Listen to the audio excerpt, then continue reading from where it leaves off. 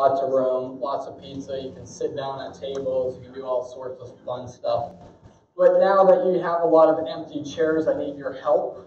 Invite people that you know, people that flip houses, rental owners, landlords, agents, anyone that you know that does real estate or is interested in investing in real estate.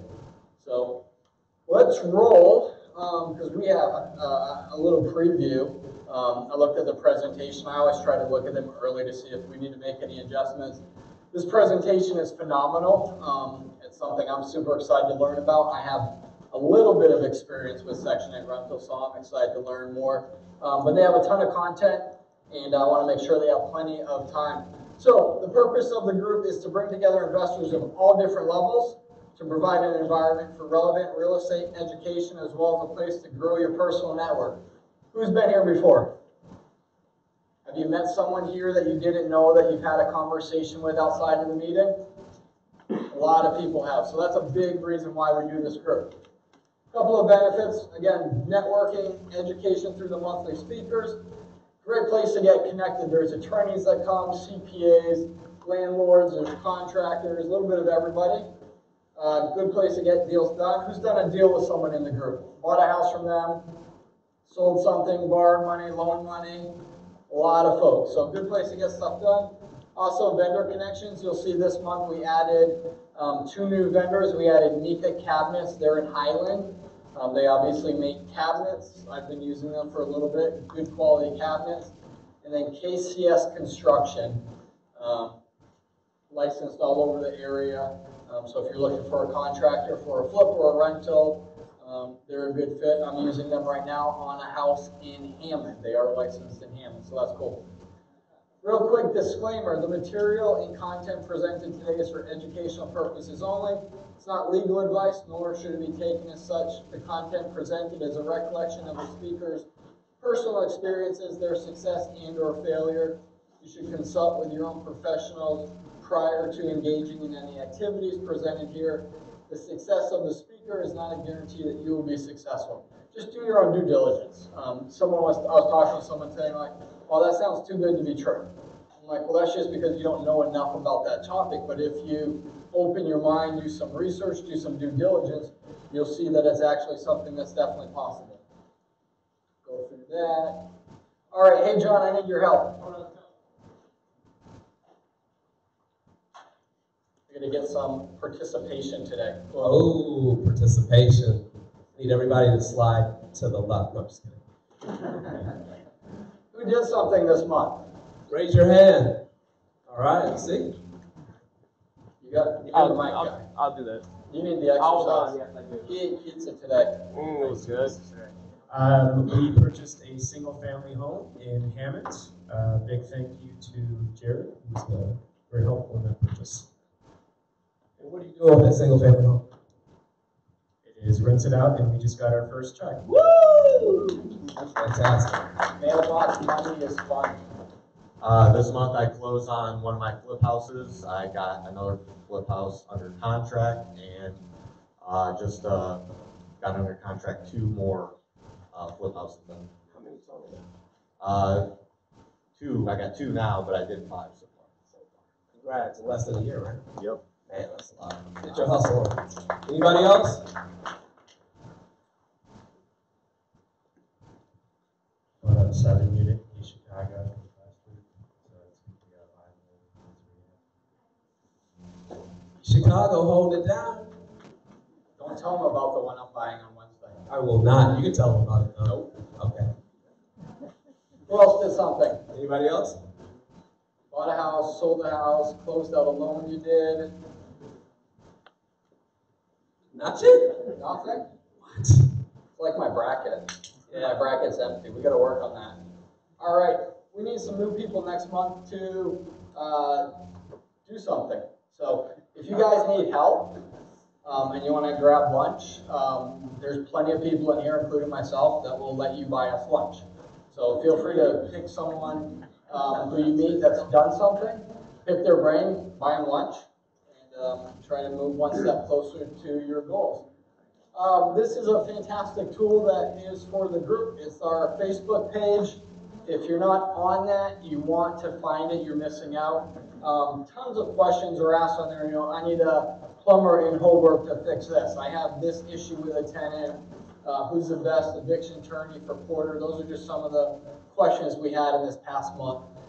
So definitely a great place to gain a little bit more knowledge and get connected with some other people on there. I do need your help. These are, I have, let's see, the next 2 months planned out for speakers. These are some of the topics that we would like to cover. We would like to get a CPA in here, an attorney in here. You know, back in, I think it was November, we had the foundation guy to talk about some of the major foundation issues and how to take care of that. The feedback on that was really good. I want to do the same thing with a mold guy. How many people in here see a house with mold and they freak out? I mean, it's most people here. The reason why you freak out is you just don't have the experience and the knowledge to know how to deal with it. There are investors, flippers, that deal with it all the time, and they're buying all these houses for pennies on the dollar because you guys are too scared to deal with it. So I want to get a mold guy in here that can talk about how they deal with it, you know, what's really, really bad, what's not that big of a deal, kind of give us some ideas on what it costs. So that way when you see it, you're better equipped to make an offer on the house and it won't scare you off. But if it does scare you off, that's okay because I have a mold guy and I know how to deal with it. If you know a flipper or a landlord that's been around for a while, has some experience, and they'd like to share their experience with us, that'd be fantastic. I also would like to get an appraiser in here. One of our speakers mentioned that the appraiser is the guy that writes your check. Because at the end of the day, if you don't get the value that the house sold for, then you're losing money. So I want the appraiser to talk about how they come up with that value.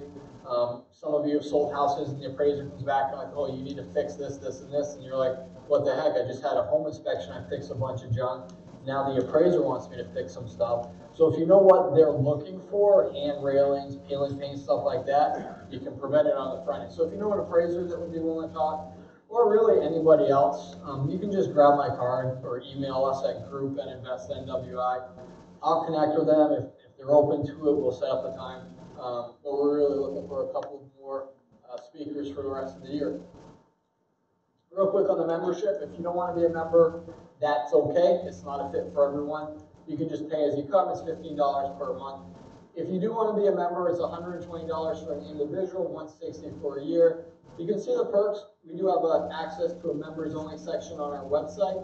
And we have all of these videos going back to the middle of 2017 are on there. So if you just became a member, you can literally go back and watch nearly 2 years of videos. Speaking of the website, we are probably 30 days out from having the brand new website up and running. We'll start onboarding members. It's going to make things a lot more smoother with, I know a lot of you have had issues with your trying to reset your password and the email not going to and all that. So hopefully within the next 30 days, that'll be taken care of. You're part of the affiliate program for Think Realty. Everybody that's a member can pick up a magazine. We get a new one every month from John. Lots of good content in that. Boom, boom, boom. You get the gift box with the swag in it. And then we're going to start this next month. A couple of people have asked that. We have some out-of-state members and some folks that just have crazy busy schedules. We are going to start doing Facebook streaming of the monthly meeting. So we're going to set up a specific Facebook group just for members. And if you're at home or at work or out of state, you'll have access to being able to watch the meeting live as we're doing it. So, John, I need your help. Oh. Are these all these? Crazy. I should just throw them up in the air. So if you come, this is how the raffle works. If you come, you get a raffle. If you bring a guest, you get an additional raffle. Did anyone bring a guest tonight? Wow. Selfish. I'm joking. All right, so let's see. We're going to give away an Amazon gift card today. Someone can help you out with that. Israel. Who has stock in Amazon? Yeah. A long time ago. 1956739. Bing, bing, bing. Boom. Right on. There you go. Let's do a t-shirt. This is our last month for these t-shirts. Hopefully the weather won't trick us, and eventually we'll get to short sleeve t-shirts. Lester. Mark. 1956693.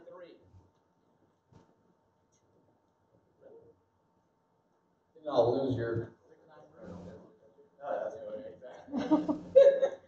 Anybody? Anybody?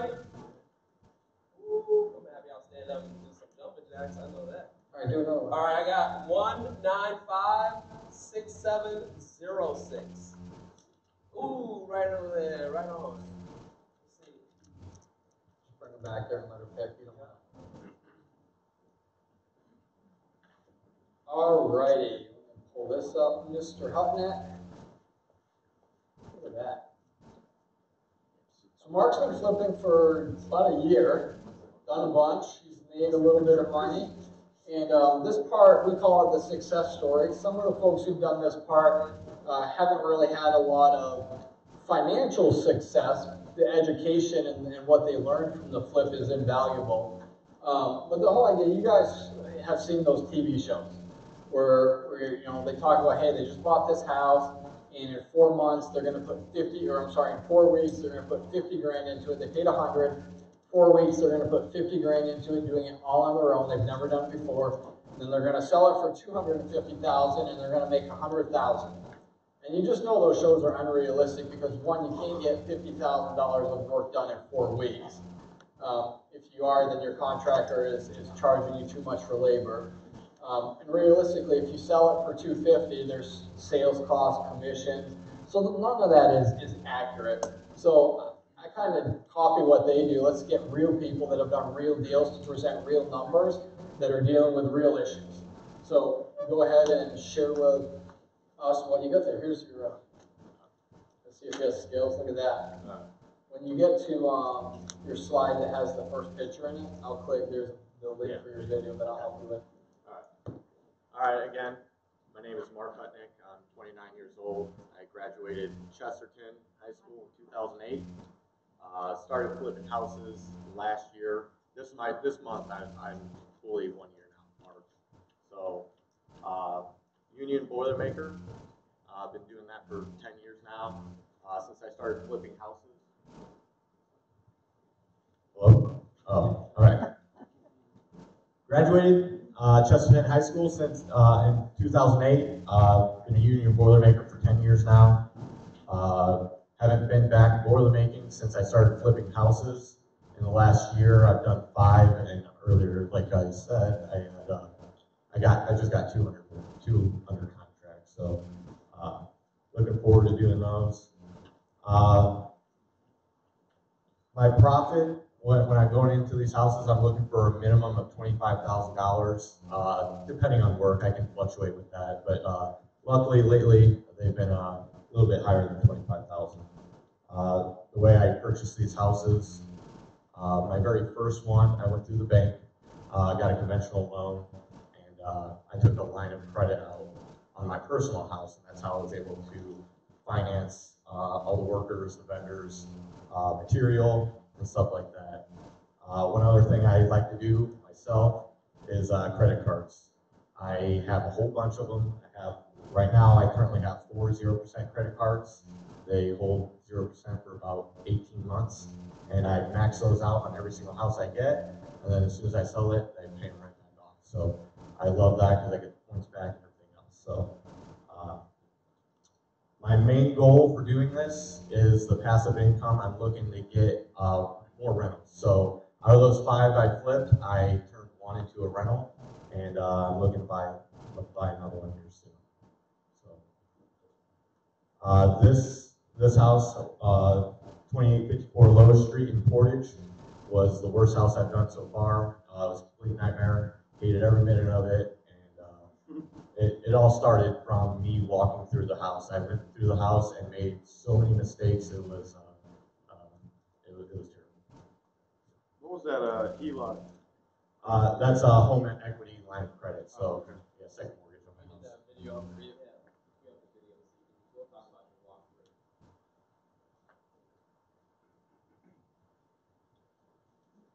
I didn't have before and after pictures, so I do walkthroughs on every single house I go through, so I can go back at it. So they were living in this house. As you can see, the walls look good, the floor looked good. As you can't tell too much from the house. This was the only room that needed work that I thought. They took down the ceiling, all the insulation was falling out, so it made the roof real bad and stuff like that. So that's why I thought this guy was selling this house. I thought he just couldn't finish that and a couple other little things, and I thought I was going to get a home run on this house. I really did. Everything was, I just got too excited. I was too excited knowing that the walls, there's not much drywall work to do. Once that's done, I'll get this house in and out very fast. So, yeah, I wish I actually stayed focused and really paid attention to the details as I was doing this walkthrough. This or when I was in the attic or crawl space. So you can see the house, yeah, it's not destroyed like all the other ones I do. I wish this was a little bit faster. But master bedroom didn't look like it needed any work. This one, I knew this. I was going to go through with all drywall, top and bottom. Yeah.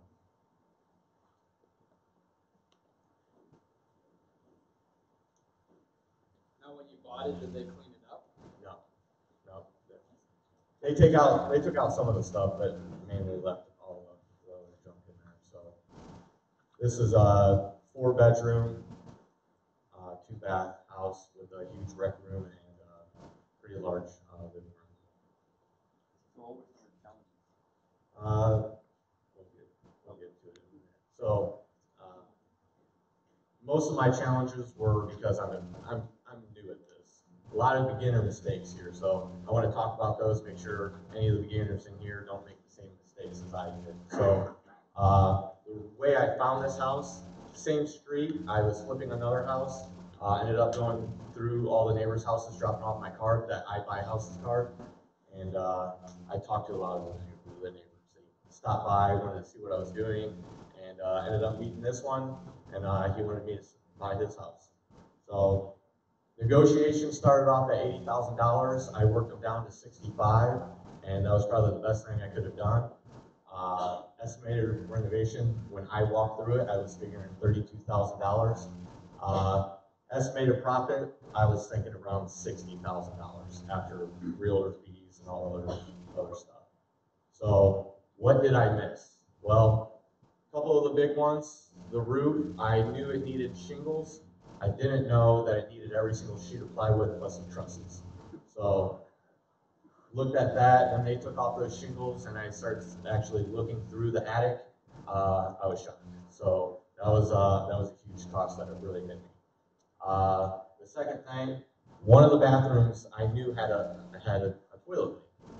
So I knew I was going to have to fix maybe a couple floor joists, maybe the seal plate right there, and the subfloor. But what I didn't know, every single faucet in the house was leaking, and every single one of those needed floor joists, seal plate, and everything else fixed on it. So my estimated was 6 to 7 floor joists. I ended up doing like 40 or 50 of them. So it was most of the house. It was all over too. It wasn't just in one spot. Seal plate, it was about 60% of it. Had my furnace guy go through the house. I was expecting just to take out the furnace and AC unit and switch it. Had such a water problem in the crawl space, it actually routed out all the ductwork, so all the ductwork had to get changed out. My workers, had a terrible time with workers on this one. I went through 5 crews. Started off with my friend, hired him first. He wasted about 2 weeks of my time. He only did about 10 hours worth of work, and then I had to find other crews. Found another guy. He started working. He was doing pretty good. I didn't pull all my permits on this house, and I got caught by Portage Building Department. So that shut me down. That worker thought I was going to take a while for me to get it all cleared up. He went and found other work, so I had to find another guy. Found another guy, started working with him because I wanted to get this house done fast. So I brought all my tools, started working with this guy. All my tools went missing. every single one of them. Yeah, so then the last guy, and each crew I had, each one took about 2 weeks to find them. So it was not, I wanted to quit. So wanted to quit, was stressed out. I had 2 other houses going at the same time. So I was managing those, plus spending most of my time in this one. And yeah, so lessons learned on this one. One, do not hire your friends, whether it's partnering up with them and flipping or letting them do the work. Do not hire them. They are terrible. They just are. If you're not pulling permits, because I know a lot of people don't pull permits, at least have a backup plan. Have someone there willing and able to be able to get those permits for you. And lastly is just stay focused and get it done. Because if I would have quit, I would have really lost on this house. So here are the after pictures. Painted the outside, literally did everything to the house, which I do on all my houses. What I like to do when I do my flips, I want the buyer to think they're buying a brand new house. So I take out toilets, tubs, all flooring, do most of the drywall on every single one. So purchased the house for $65,000. I ended up selling it for pretty much $163,000. Definitely didn't get that profit. So my profit on this one ended up being $25,000. Yeah, again, takeaways, stay focused, stay in there no matter how hard. Yeah. How long were you working on that? My normal houses, 8 weeks, I'm finished. This house, 5 months. So, yeah. And most of that time was waiting for new workers. Because at first, they're not answering the phone. I'm waiting. I give them a couple days. Then I get rid of them. Then I have to find other guys. So those times on each 5 of those crews, I had to wait about 2 weeks. Anybody else have any questions? Yeah. Mark, thanks for sharing with us. Certainly eye-opening. It seems like one of the main challenges you had was the initial understanding what issues that were wrong with the house, right? And understanding what needed to be fixed and what that was going to cost. So for the next time, or for some of us that are new at this, what would you recommend? Should we get an inspection beforehand and have a contractor look over that inspection? Did you walk through with the contractor? What's the best way to be able to estimate not only how much things are going to cost, but exactly what's wrong so you don't miss anything? So my main problem with this one was I was too excited. So I recommend getting a home inspection. I still will not get a home inspection because I like to do a lot of work myself, so I know what to look for. My problem on this one was I knew I was going to get it for a good price, got overexcited, underestimated the look back because of the inside of the house and not underneath and on top. So my main takeaway is don't get overexcited. Really check out the house no matter how good it looks on the outside. So yes, it's always good to go in there with the general contractor if you're using one, go through with him, have him look it over. Home inspections, that's always good too, but I like to save and I like to do that for myself. Anybody else have any questions? Yeah. What's your process to vet? I just interview them myself, and I haven't been using like general contractors. I like to overlook them out. I'm hiring guys off Facebook and Craigslist. So I hang out with them for a little bit. I have them talk. I walk them through the house, and if it seems like they're trying to upsell me, and if they don't seem like they know what they're talking about, I don't hire them. Yeah. How do you solve your permit issue then if you use a general contractor? I ended up getting one towards the end, and he pulled all the permits from me, and he let me do some work. Nice guy. Yeah. Any other questions? What was the final rehab amount? Do you know? I didn't bring it with me. I ended up taking away about $25,000. So it was a lot. I was throwing all my money at it, and I was running out very fast. Did that factor in all the holding costs for the 5 months that you sat on it? What's that? Did your 25 factor in all the holding costs you were paying for sitting on it for 5 months? Yeah, that's it. After everything was said and done, it was about $25,000 I walked away with. honestly, I would have bought this house at the $80,000 if the guy wasn't going to budge. If that would have happened, I would have walked away with $5,000 in 5 months and lots of hours of work on this thing. Anybody else? Yeah. I know you mentioned you got this one from, you got your fire on here. Where did you get most of your other business? I bought my first one off the MLS. The one that was on the same street, I bought through a wholesaler, just Facebook and stuff. This one, I handed out my card. And then I've gotten actually 2 off the MLS, and then I just purchased one off the foreclosure website. Yeah. Was it the faucets were leaking? Was it the Anything that had water was leaking.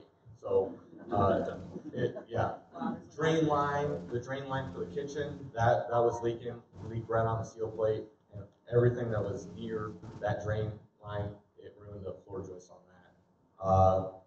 Bathroom sinks, they all dripped, and they were all dripping inside the wall and into the crawl space. So it was getting some of the wood and then getting a lot of the floor joists too. Anybody else? Well, awesome. Thanks for sharing. That was pretty easy. Now, and I do appreciate Mark you doing that, because the things that Mark went through and learned are now things that we can learn and hopefully avoid some of those things. And there are things that I do dozens of flips a year, and there are things that, as much due diligence as you try to do, you're not going to catch everything. But if you can at least minimize some of the things, that helps out. All right, if you all want to work your way up, I am super excited for tonight.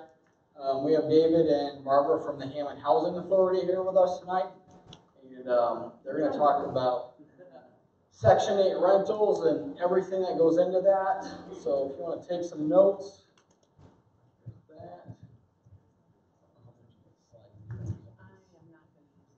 there you go. Talk, and David's going to pass some flyers out for me. My name is Barb Stanley. I'm the director for the Housing Choice Voucher Program at Hammond Housing Authority. Been there 20 years. Has anybody worked with the Housing Authority before? Know a little bit about Section 8? Well, we don't call it Section 8 anymore. We'll start with that because of the stigma that it does have. I thought I had a big enough voice that it carried. I'm sorry. So how the process goes. When the waiting list is open, which we don't open them very often, it hasn't been open since 2016 actually, people apply. As we have the need for vouchers, we call them off the waiting list. They come in, fill out the application. They do sit through a 2 to 3 hour briefing with me, where I go through all of the do's, the don'ts, what they can do, what they can't do, what they can afford, what the areas that they can look in. With the pamphlet that David's passing around, I'm just going to kind of go off that a little bit, just because landlords usually have a lot of the questions that are in here. David's going to talk about the inspection part of it, so I'm not going to talk about that at all. I'm just going to talk about the process leading up to that. So once they issue that voucher, that person has 120 days to locate suitable housing. They do have an affordability that they can't go beyond, which HUD sets that. We do not, as far as the payment standard for the number of bedrooms that the number of bedrooms they're eligible for. So once that's been determined, they've been determined eligible, then they go out there and they start shopping. So, they look newspapers, Facebook. We have a list of different websites, realtor companies that work with us. And, then they go out and they say, okay, Mr. Landlord, we're interested in this. This is what I can afford. And then that is how the process actually starts. When they start looking, of course, if they're eligible for a 2-bedroom unit, then they do have to find a 2-bedroom unit. They can't go up, they can go down, but they can't go up. David's going to pass out the payment standards part of it, so it kind of gives you an idea of what the rent plus a utility allowance is about. I'm going to explain that just a little bit. And then the different areas that we go. We don't just go to Hammond.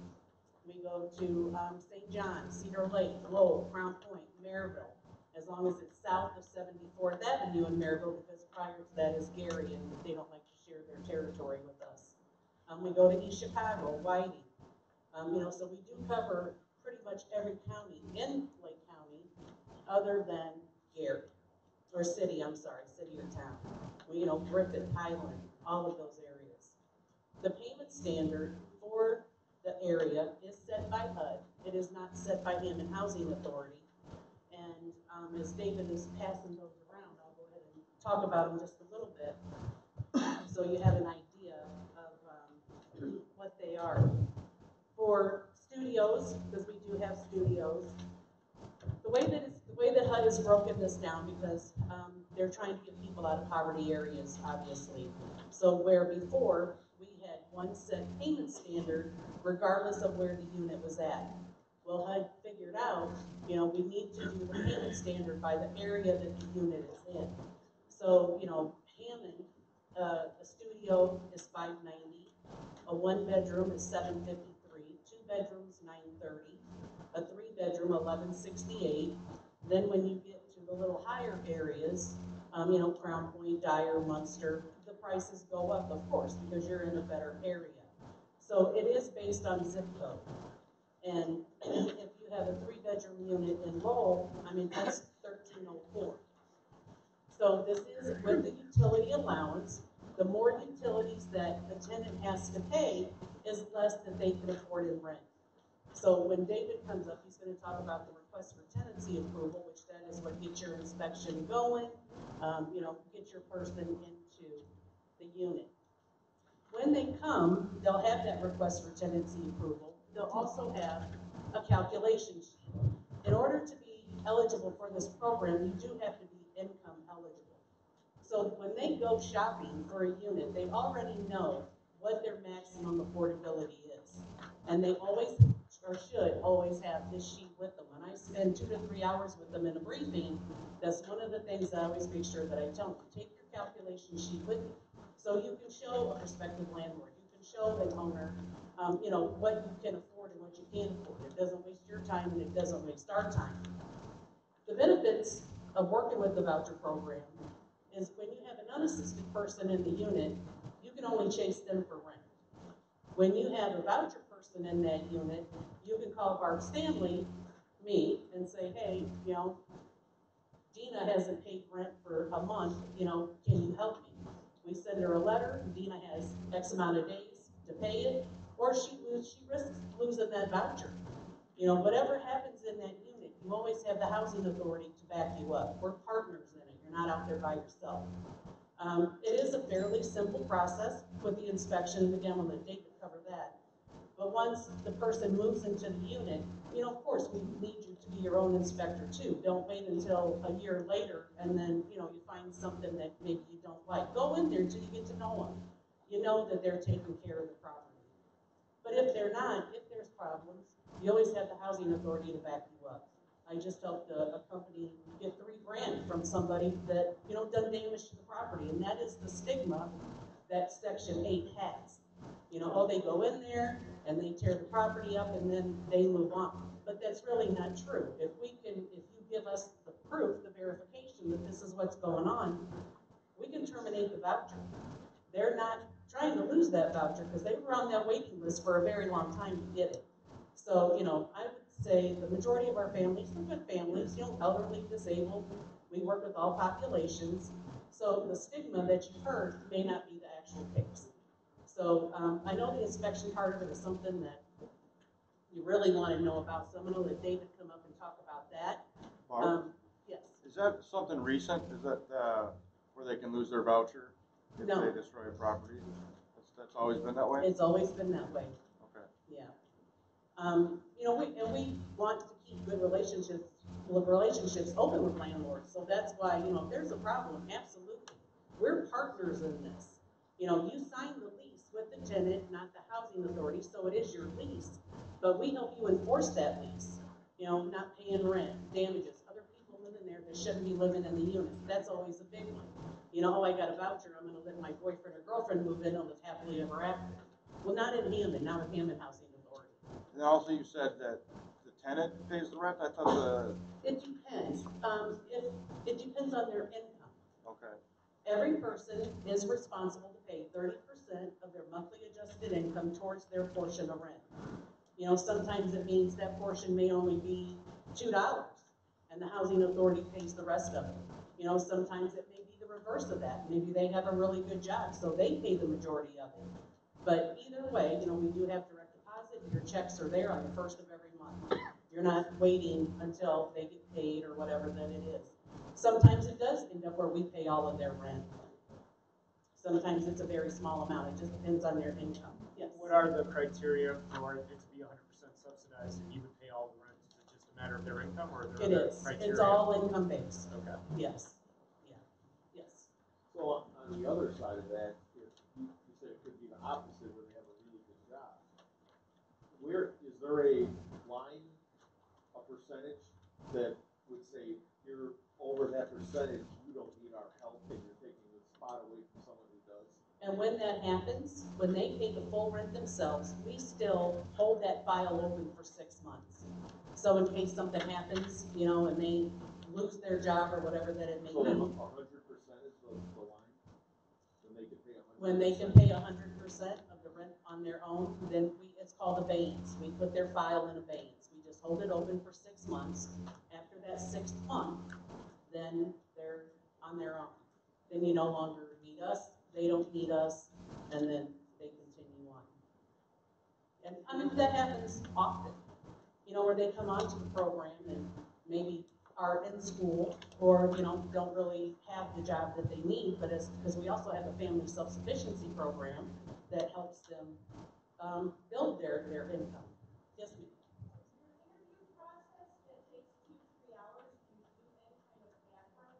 Oh, we do the criminal background check before we ever even issue the voucher. When they come in and do the pre-application is when we do the criminal background check. We don't do a credit check because if they could pass a credit check, they wouldn't need Hammond Housing Authority, but we do a criminal check. Yeah. Rent plus a utility allowance. And the utility, because it varies per unit, we didn't really spend a lot of time on that. But a 3-bedroom is around $170. But if they have income, then that is counted towards what their affordability. And because it's very, I'll have everybody glazed over, like, what are you talking about? I didn't want to get into that a whole lot about the utility allowance. But the more utilities they pay, the less that they can afford in rent unless they have a good income. Security deposits are the responsibility of the tenant. We do not assist with that, but we do give them places that do help with security deposit. You know, they get a list in their briefing that can help them. But yeah, they are responsible for their own utility allowance, their own application fee. You know, we are rental assistants. Yes. For eligibility, are you looking at income plus assets or just income? Income and assets. Okay.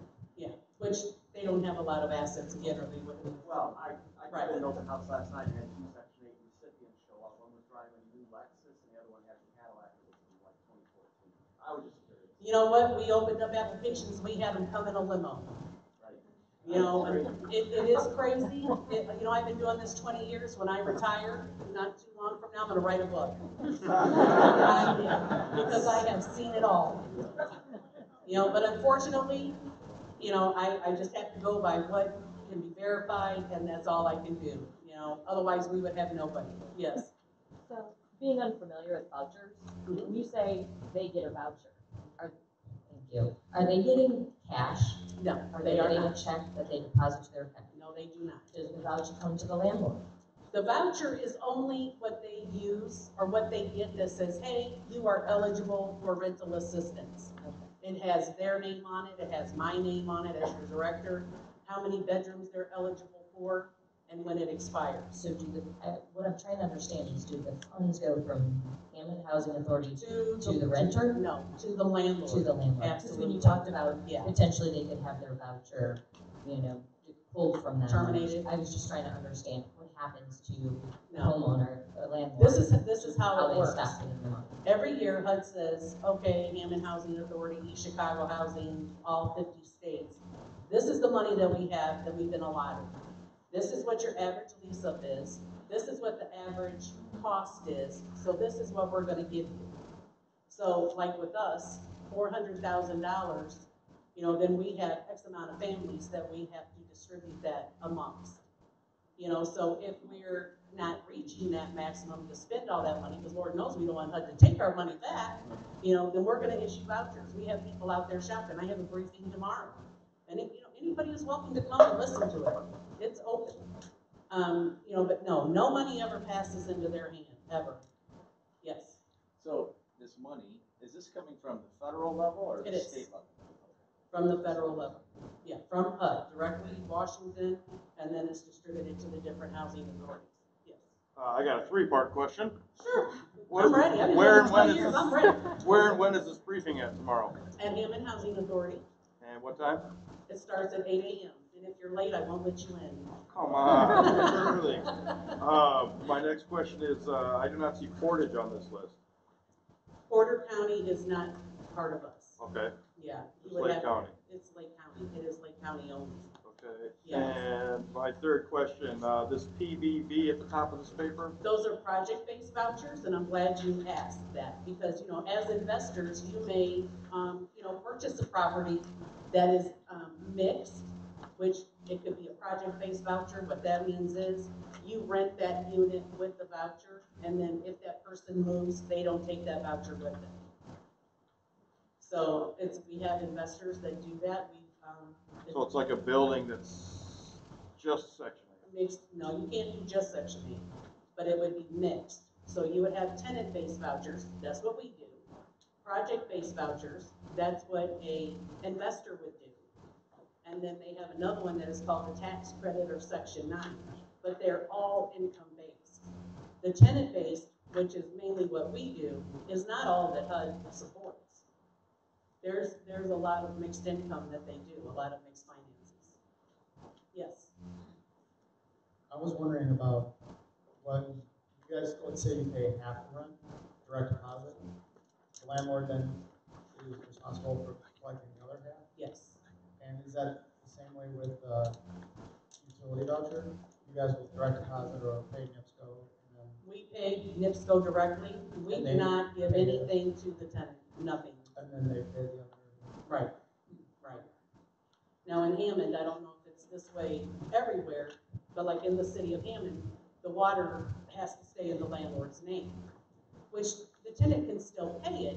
You just have to give us some sort of something, you know, saying, yes, they still have to pay it, to give them the bill or whatever that it may be. Yes.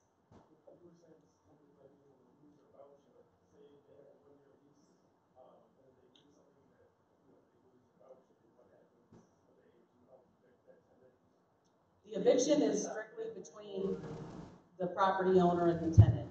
The lease, whatever is in that lease, the housing authority does not get involved. Just like when you sign the contract, the housing assistance payment contract with the housing authority, the tenant has nothing to do with that. So it's kind of like a triangle, you know? Absolutely. Well, hopefully you don't wait 6 months. I've had property owners call me a year later, and as you know, it's a year later, and now they owe you, you know, $8,000, $9,000. You know, you got to let me know up front. I do. Absolutely. I do.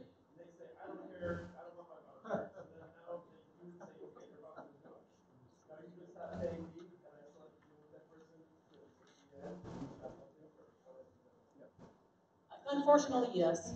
I mean, that is, you know, I'm not going to candy coat it, or that is it, yeah.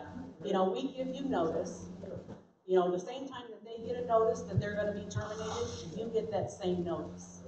You know, but the eviction process is between the landlord and the tenant. You know, years ago, because I've been doing this 20 years, we used to be able to help with that, with the damage claims, but, you know, every president that comes in, we get cut a little more and a little more and a little more. And damage claims was one of the first things that went, unfortunately. But, you know, hopefully it will come to that. We'll work together. We're partners in this. You know, because once they get that threatening letter that says, hey, you can pay your own rent, it's amazing how fast they can come up with some money. Yeah. You know, so I don't want you to, oh, you know, they're terrible people. They, you know, they're going to tear my unit up. They're not going to pay my rent. You know, you have that same fear with an unassisted person. Yes. The FMRs, that include utilities, correct? It is, there is a utility allowance in that. Is that based on zip code, or how do you guys determine that? Like for municipal, Well, and by we- bedrooms, or? It's by number of bedrooms, yes. Okay, so generally, if you had a 3-bedroom, typically how much comes off for utilities? Off the FMR? 173, 173? yeah. And then for a 4-bedroom? 182, I believe. And see, the reason, because we change these every year. Every year we have to do a study of what utilities have changed, and then we have to change them. So we just got new ones in September, so that's kind of what it is. But if they have an income, then that utility allowance that you're taking off the rent, I mean, that can be made up with what they're paying with their income. Are you going to explain the voting process tonight too, correct? I can. Okay, yeah. Could you explain? I don't know if you were going to get through that through your Sure, I can. presentation or whatever, so. I was gonna say, I've seen a couple more hands up first, yes.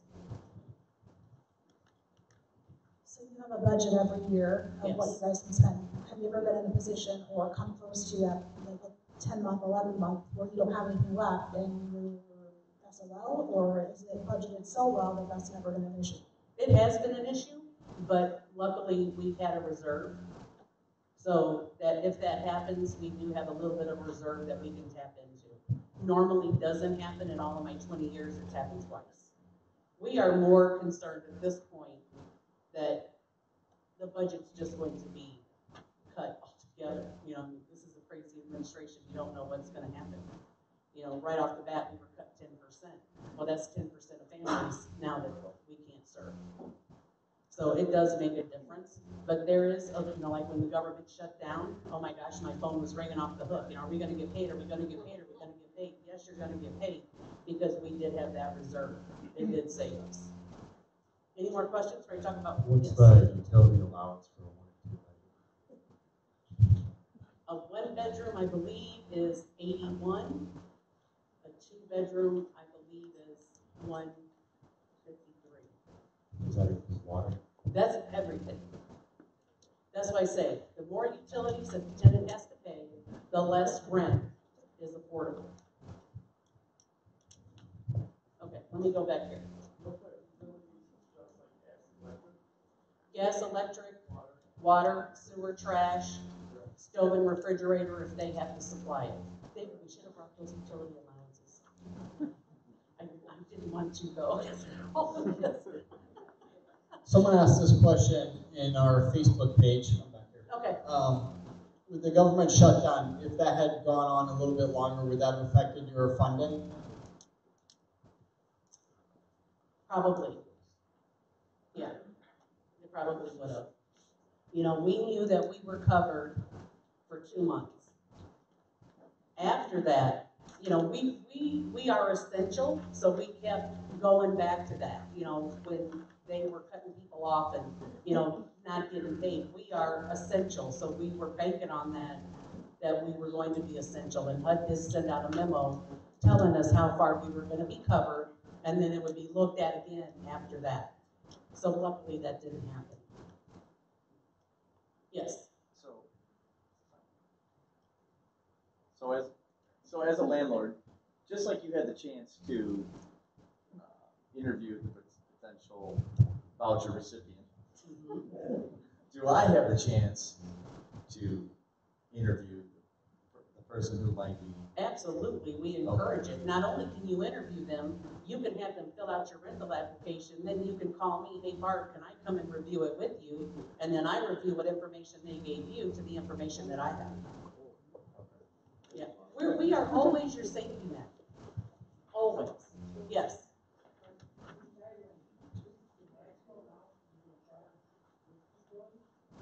Rent plus the utility allowance. Yeah.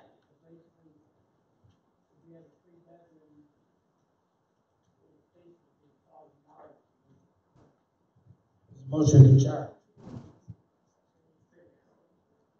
On a three-bedroom, if you have a $1,173 utility allowance, then you can only charge $997. And then they have 30% of their monthly adjusted income that can also go towards that portion of rent. Okay, so you can charge more than $1,168. You can ask whatever that you want, and then when it comes across David's desk, my desk, you know, it's always that we're partners. So if I need to call and negotiate with you a little bit, then that's what we can do. Okay, But so you can ask whatever you want. Yeah. Okay, 2 more questions. I'm gonna get to portability. I have not forgotten. Yes. A question about, real quickly, how, purchasing a house for Section 8 recipients. In Indianapolis, I had a customer, when she left, she went to Indianapolis, and they actually, helped her purchase a home. Section 8, the city. Well, there's 2 ways that they can do that. There are housing authorities that do have the home ownership program. We do not have that. That's what I want to know. We do not have that. And We do have the family self-sufficiency program that they can choose home ownership as their goal. Okay. And we've had many home buyers through that program, because I used to do that program too. And not to help you answer anything, but I did have that same customer who left. You guys didn't give her enough money, and she cried, and you negotiated, gave her a little bit more so she could get the 4-bedroom. Tears. She cried. Tears don't work with me, so she wouldn't have gotten her. Okay, portability. What portability means is when that voucher is issued to that person, after they have stayed in their apartment house, whatever that it is, for 12 consecutive months, they can then port that voucher to anywhere in the United States. As there's 2 types of portability: the receiving housing authority, the initial housing authority. So if I'm with Hammond Housing Authority, I've been in my unit for 12 months, and I say, hey, Hammond Housing, I want to take my voucher to Hawaii, you know, then that receiving housing authority in Hawaii is then going to have the choice of, I'm going to bill Hammond Housing Authority for their rent, or we're going to absorb them into our program. So that's really about it for portability, unless you had a certain question in mind. I did actually. Okay. If you don't have any vouchers available, you can still port them into your district, correct? No. When they come from another place, they have that voucher. Okay. Yeah, they're not necessarily taking up one of ours. They have one. Does that make sense? The other agency is paying you then to Administer it. Administer it. Okay. Yes. Yeah. You know, and that's another thing too, that if the money isn't there, then the housing authority can say, no, we're not going to let you port, or we're not accepting portabilities. That's not a given. Okay, that's where I'm confused, because I've had people call me and say, I want to port over, let's say, from Nebraska, and they have a 2-bedroom, and they say, well, I come to Hammond, I can get a 4-bedroom now because of the price difference. And I'm like, that doesn't sound right. No. So, but since they have a voucher there in Nebraska, they can port into Hammond. What is the time frame on that? How long does that take to port? We do portability briefings once a month. Okay. So about a month. Yeah. But it just depends on the housing authority that they're coming from too. You know, and there's a couple of them, you know, they always, oh yeah, we sent the paperwork, and then it'll be 2 months later, we get the paperwork. And then in the meantime, they have their tenant, their person just, you know, hanging, saying, yeah, they have it, and we don't have it. Portability can be a very tricky process, you know, because all the time I answer the phone 10 times a day about portability questions. Oh, well, I want to transfer my voucher there. So, you know, what is my voucher worth? Well, number one, your voucher is worth nothing. The voucher has no dollar value, never has, never will. You have an affordability, which are, did you pass these out already, David? The calculation sheets? Because okay. I thought we had enough copies, but we did. But for those of you that do have them, nobody in the front row, can you kind of share a little bit? So, because I kind of want to go through it a little bit so you understand how the process works. This is I it. have one question. You No, mentioned that's for about the inspection. determining the rental amount for units and Uh-huh. negotiation. I'm over here on your right. I was going to say, where are you? There you are. I'm short. It's easy to miss. How long does that process usually take? And does that happen after the lease is signed? The rent comparability, the rent reasonableness? Yes. It happens before the contract is signed. And that's part of what David is going to cover as the inspector. That's his gig, so I'm going to let him do that. I'm Is just there a trying to, landlord risk? and that we've got that covered too. With the calculation sheet, everybody that comes in for that briefing walks out with a calculation sheet. And it will have the payment standard, you know, of the area that they're looking at. It has what their adjusted income is.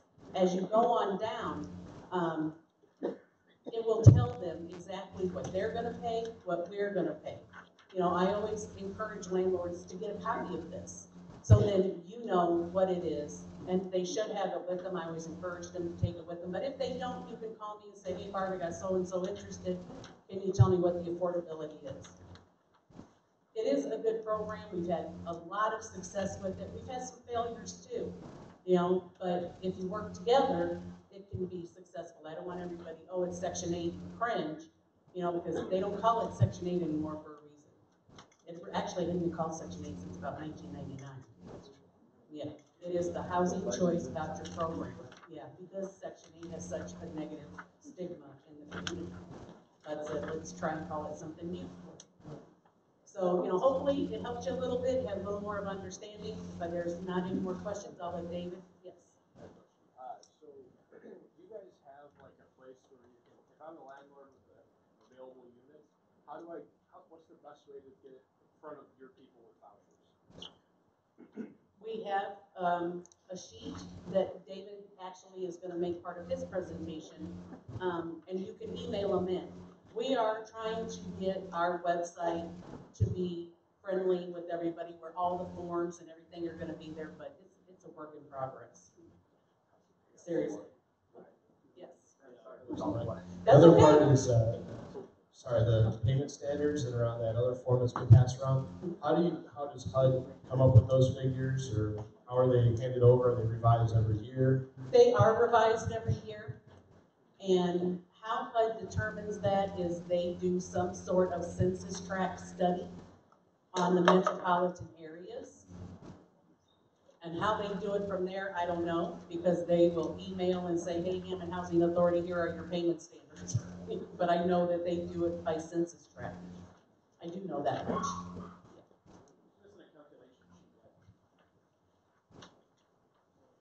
That's one last question. Yes. What year was this program started? In the United States. Well, public housing was started in 1937. The Housing Choice Voucher Program was started, I do believe, in 1983, 84. It's been around a long time. You know, for those of you that are familiar with Hammond, remember it used to be Columbia Center over off of 173rd and Chestnut. Well, all of those units are now tore down. Now they're all, you know, duplexes, townhomes. You know, I mean, they have really changed the stigma of public housing. And it's mixed income in there too. They have flat rent. They have like the project-based vouchers that I was talking about. They have the Section 9, the tax credits. So, I mean, you know, HUD has been trying to think out of the box, I guess, to get more people interested. So, you know, I hope that you are interested. If you do have an opening, you know, give it a try. That's all you can do. You know, I've been there 20 years. I'm not going anywhere, hopefully. And, you know, I'll look forward to hearing from you. And David's going to take over the inspection part of it, wherever he went. Absolutely. Typically from showing the apartment Typically from showing the apartment to getting the place rented out, do all the different steps that you guys have to follow to getting the actual keys. How long does that take? The inspection is very quick. Once we get that form in, the request for tenancy approval, David is very good about getting out there. I'd probably say within 5 days. So if I show, let's say it's the first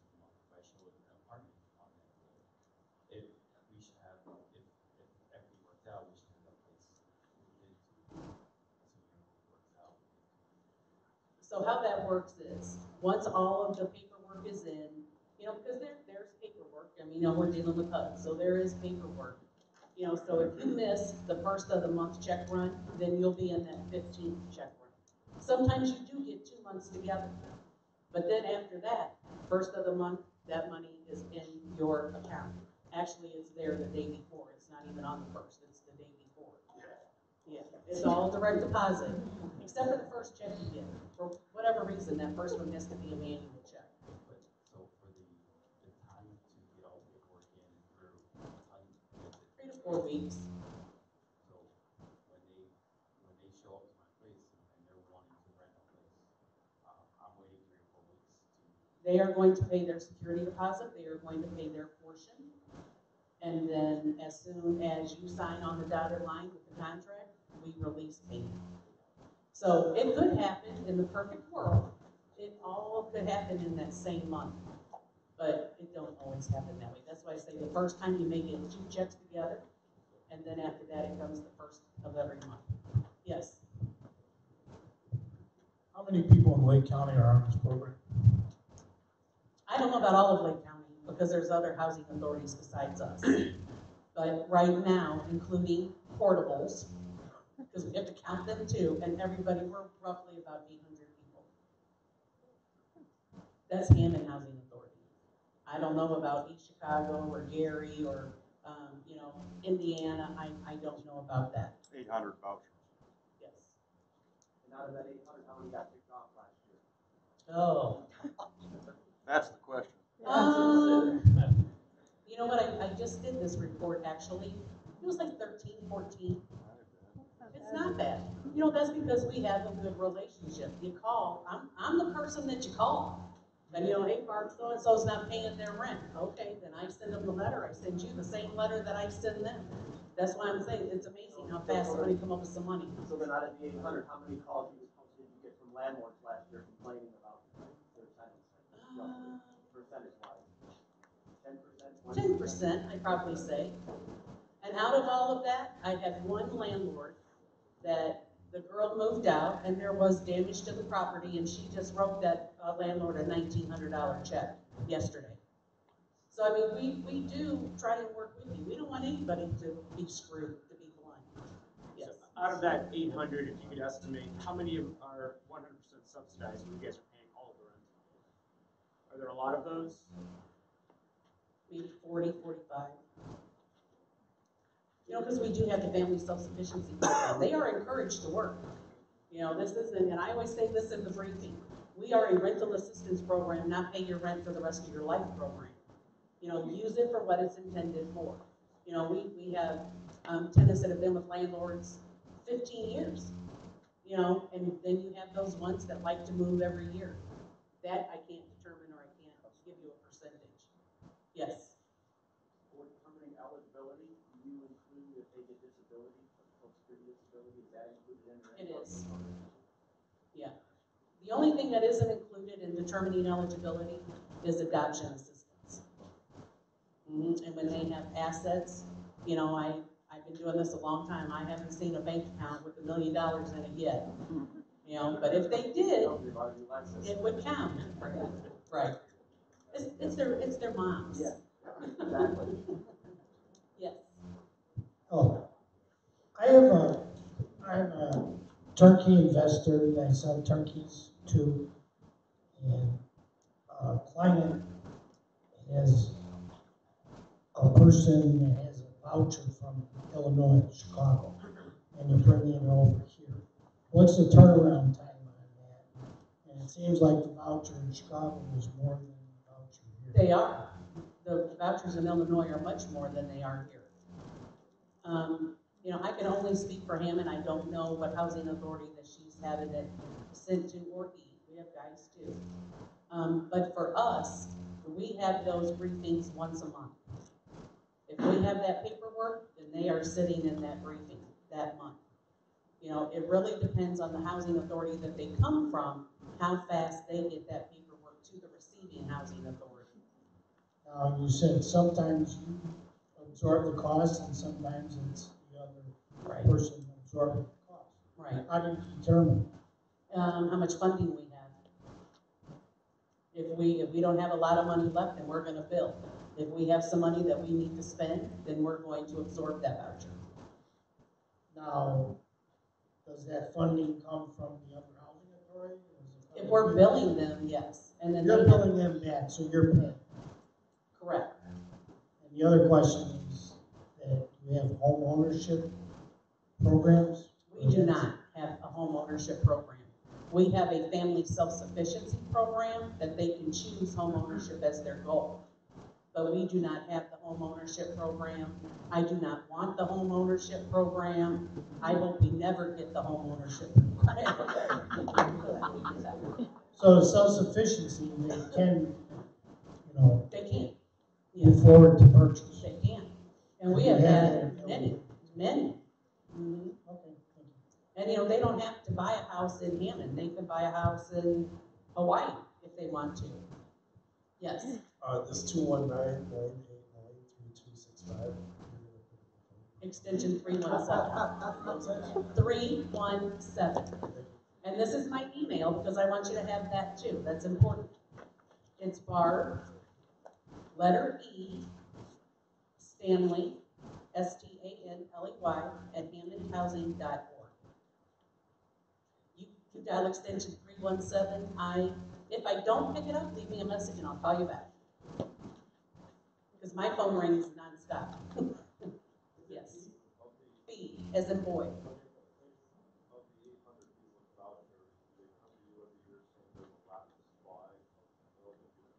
Yes, there is. I mean, that's why I'm hoping that, us coming here tonight will change the stigma a little bit about the voucher program. Because we have more people out there looking right now than we have housing stock, for sure. Are you able to raise rents like those? Every year, yes, you can. Do they typically get more money every year? Their stipend goes up a little bit, or? Yeah, well, but they really don't get anything. I mean, there's that affordability. We take it out of our housing assistance payment funding that we get. But landlords can ask for rent increases after they have been in the unit for 12 months. And we send you a letter saying, hey, if you're gonna request a rent increase, now's the time to do it. I mean, we send you letters probably more than you ever wanna see, but we want you to be informed of what's going on. When the inspection is gonna happen, because we do have to do an annual inspection every year. But yes, you can ask for a rent increase. It does have to be reasonable, yes. Last question, just for the sake of time, we're gonna have I can one be here more all night, question, and then we wanna move into the inspection part. There's a lot of meat there too. I know you just mentioned about how you guys track like raising rent each year. Mm-hmm. Is there a way that you monitor the tenants' income, whether or not Yes, they get a we do. raise, whether or not there's more income? The rent increase has nothing to do with their income. It doesn't. As long as it is a reasonable rent increase, and David, which he's going to talk about, the rent comparability, as long as we can comp it, you'll get it. But if your rent is $900, they've been there a year, I want to raise it to $1,200. Well, that's not reasonable. It has to be a reasonable request, but it has nothing to do with the tenant. Sometimes they absorb some of it, depending on their income, but the majority of the time we end up paying for the rent increase. Yeah, you're welcome. If you have any more questions, please call me. I'm more than happy to answer. Okay? Thank you. Thank you. Round of applause. Thank you.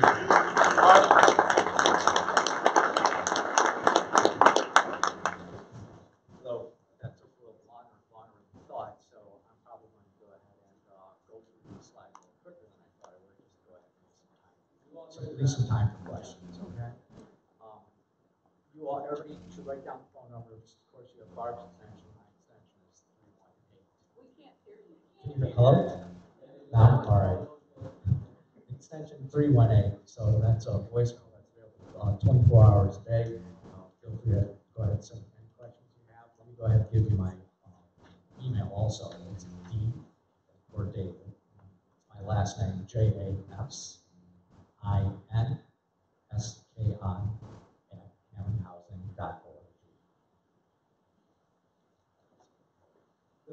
I'm pretty much taking over. When I usually take over from what Barb's done, this is the first thing that I see as a request for tenancy.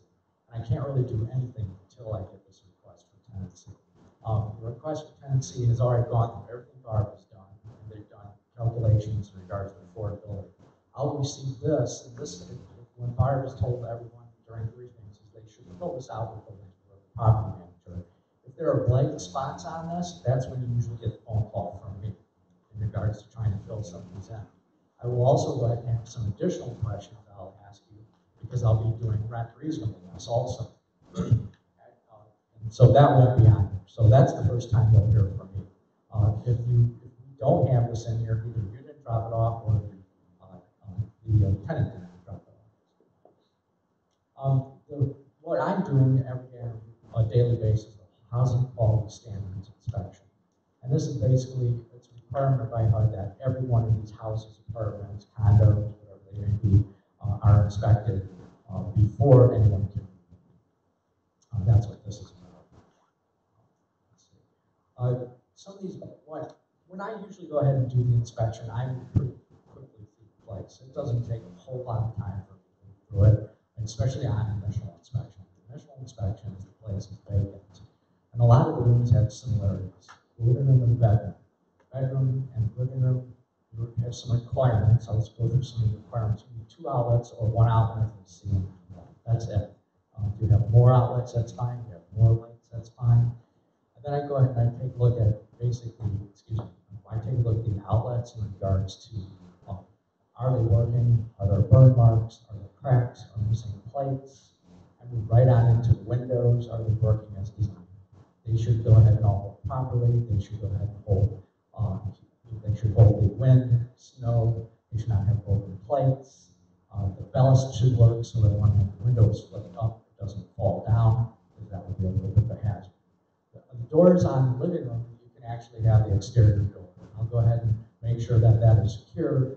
Make sure that you don't see any sunlight or you don't have any wind blowing through the windows. The ceiling, I'm basically looking at the ceiling, making sure that there's no falling parts, no missing parts. If you have drop ceiling, no cracks, no chipping paint. And when I look at the walls next, I'm doing the very same thing, basically. Ceiling, we just want to make sure there's no holes, cracks, and it's secure. Floor, it doesn't matter what kind of flooring you have, I'm always looking for tripping hazards, holes, and transition plates that move from one room to the other, that they are there and they don't cause any problems. The bedrooms are a little bit different than the living room because these being sleeping quarters, you must have at least one window, or we do prefer one window that opens up and closes properly. If there are windows in regards to screens, if they're made to have screens, they should have screens. It's the same thing in regard, and let me back up a little bit in regards to the windows. If it does have 2 windows and somebody moves into it, they can go ahead and actually block one of those windows, but one of the windows needs to be not blocked. So can you go back? Sure. So the windows in the living room.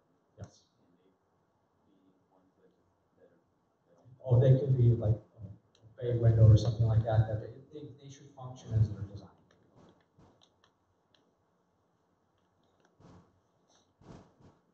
The kitchen, you just need 1 outlet and 1 ceiling for wall light. The outlets, I'm checking for those just like throughout the whole home. I'm looking for burn marks. I'm making sure that they're not cracked or missing. And if you have, of course, you're going to have water in the kitchen, so you can have GLCIs. In this town of Hammond, it's the 6 feet rule.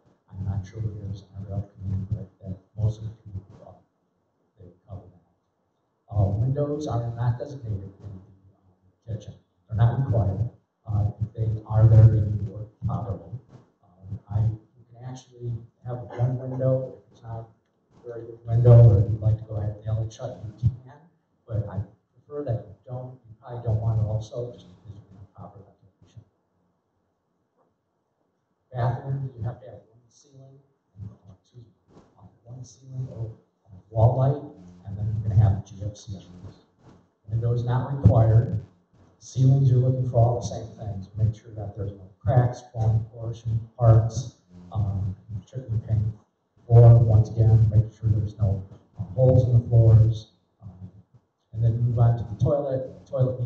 enclosed room, it usually has a door, that door should close properly. The toilet should also have, one of the problems we have with the toilets is that they need gyro caps. Those are little caps that go on the screws, because HUD considers that a cutting hazard if you have the screws that are popping out of the floor. The sink, you have to, I'm checking for leaks underneath the sink, and I also do that in the kitchen, and that they have P-traps. Must also have a tub or a shower. And the ventilation, you can have either window or electric fan. So if you don't have electric fan for exhaust, you definitely need to have it. Dining room doesn't have outlet requirements or window requirements, but if the windows are there, or there are outlets there, they're going to be checked so that they should function properly. Once again, you're checking the ceiling, checking the walls, checking the floors.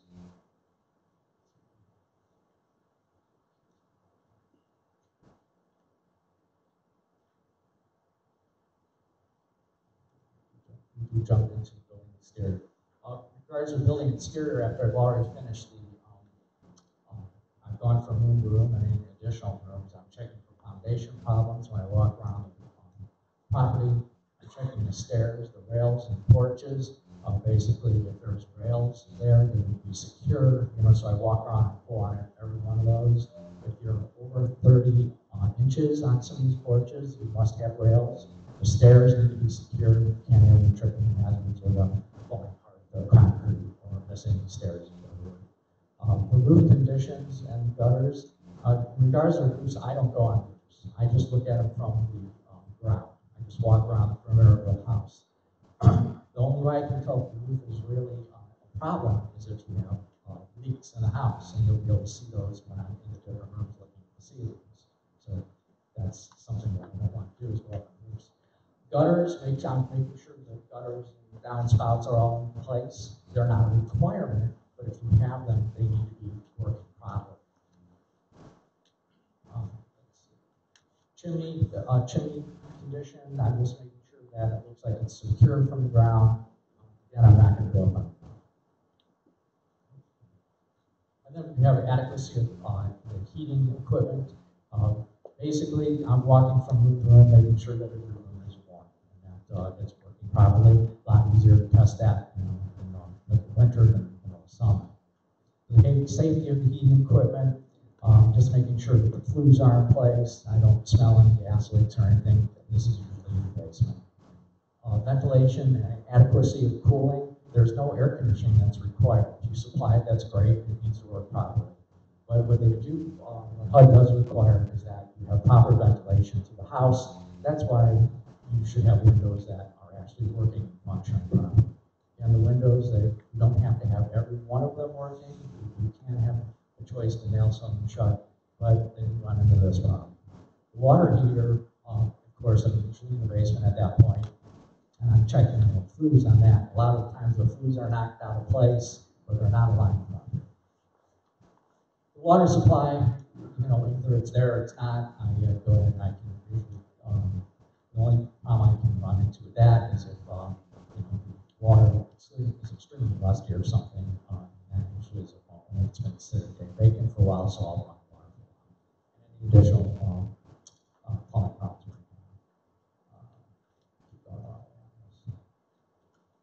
In general health and safety problems, infestation, usually the things I'll run into there, and I don't run into very often is our roaches. I'll look for roaches or mice droppings.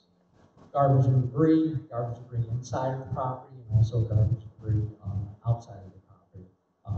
If it's something that it was just garbage day, that's different. But if it's something that looks like it's been sitting around for a while, that's a problem.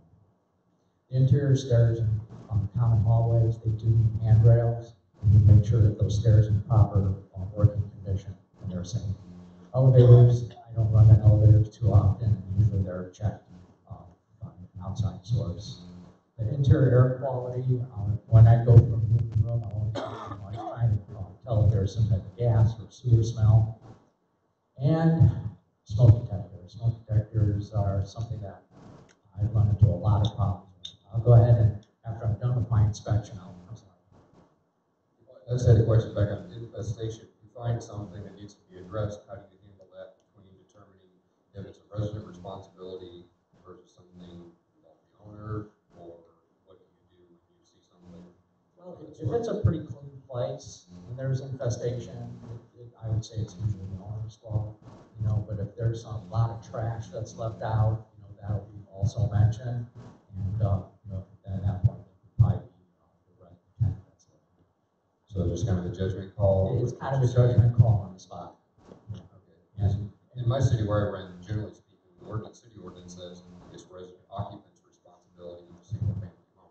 Okay. Now, if it's a pre-existing condition, I gotta take care of it for 30 days.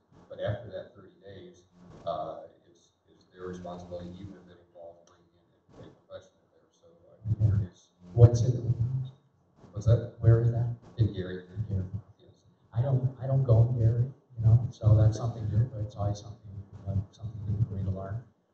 But like I say, it's something that I take one place, one home at a time. A lot of these are kind of hard to tell. You know, sometimes it will be something where a tenant will actually beat something up pretty good, and I'll tell them that I'll put it right on the inspection and we'll receive it. You know, that it's a responsibility of the tenant.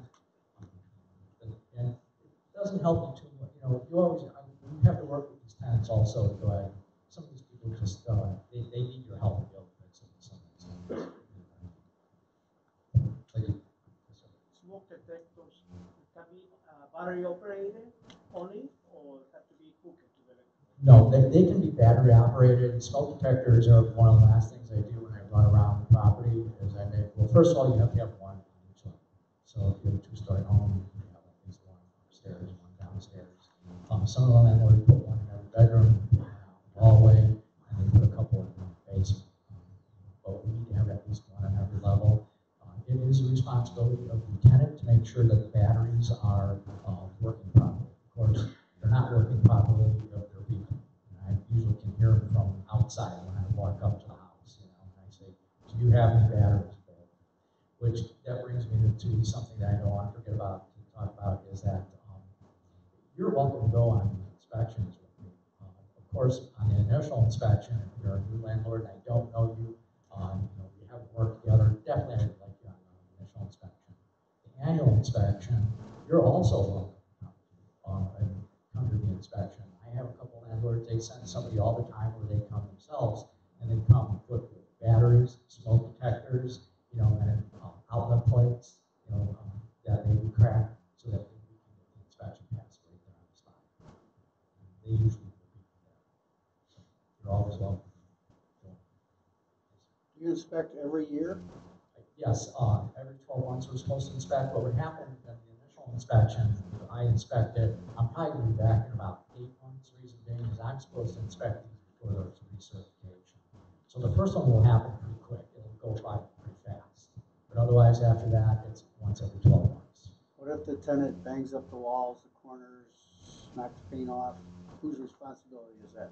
Well, I don't get into cosmetic things, you know, so you are, in regards to the lease, or in regards to how you're handling your tenant, you do want to go ahead and work that out with them, because I'm not going to fill a place with just a few crayon marks or some, you know, dings from maybe a bicycle tire or something like that. In fact, when I'm doing the inspections on all these places, I'm not looking at design or, you know, how pretty the place is. I'm just looking at safety. I want to add to that too. Sure. That's why we encourage you to go in and do your own inspections as well. So you can see what is happening before data ever comes out. You know, we all have the cell phones now with the video. You video it before they move in. And then if you see that damage happening, then that's when you call and you say, hey, she's been in there 8 months. Or he, I always say she, but it could be he too. You know, and this is what's happening. And I mean, we'll help you with that. You know, just because it fails, it doesn't mean that it's an owner failed. It could be the tenant as well. Batteries and smoke detectors are the tenant's responsibility, not yours. Sorry. That's throw that in. No. Thanks, Barb. So, quick question. Let's assume that we're to disagree. I'm the landlord, you are the person inspecting. You say, hey, you know, something's wrong here, and I'm telling you, I don't think there's something wrong. What's the time frame to getting to? You know, you're welcome to call me immediately. A lot of landlords, unfortunately, I shouldn't say a lot, there are some landlords I've never met, but I always have an open communication with the you're always welcome to call me, we can discuss the situation, and we usually work it out. I mean, that's happened in the past. So I've always worked it out with regards to getting out, because what we want to do is we do want this. I never go into a property saying, let's see how many problems I can find with this place. It's more, let's go ahead and see how we can get this thing going. Especially right from the bat, the very first initial inspection. Well, let's get back to the smoke detectors quickly though. After I do go ahead and if I do hear them chirping, you know, I ask them if they right away, if they have battery.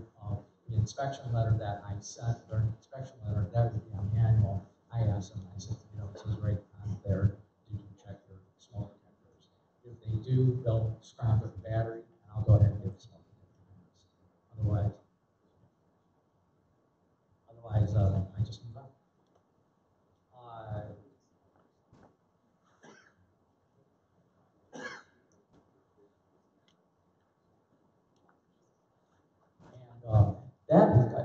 I know that was a little bit of jumping around, just to let you know. On the initial inspection, really what happens is I would quickly break from the living room to the dining room to the kitchen with a matter of minutes. I run right over to the bathroom. I'm flushing the bathroom, toilet, I'm checking the outlets, I'm checking smoke detectors, I'm opening and closing the windows, and I'm moving swiftly. So this thing can happen pretty quickly, especially on the initial inspection. The only way it will slow down is if somebody goes ahead and has questions for me while they're there, the landlord on the initial, and then I move right into the basement. I'm grabbing and smelling and sniffing, using all my senses as I walk through the properties.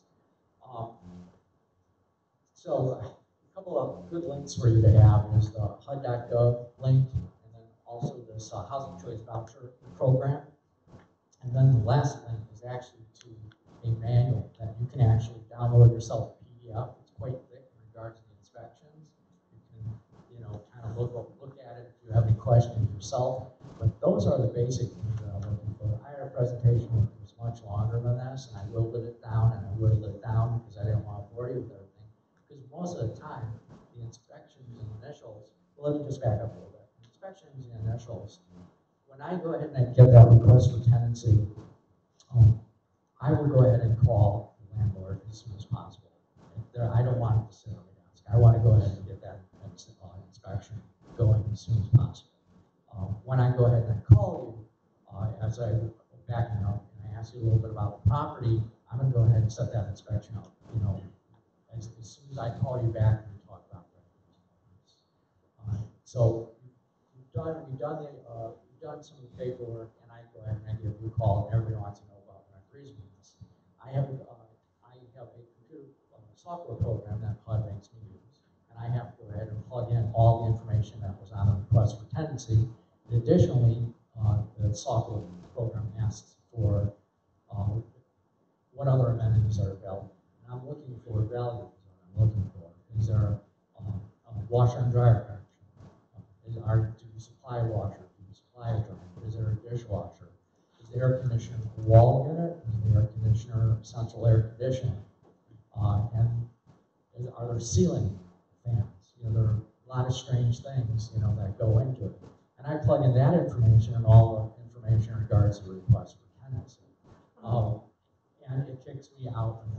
And what happens is I'm trying to go ahead and use some type of reasonable rent again. If it's reasonable for that area, sometimes it's pretty cut and dry. And again, it's negotiation.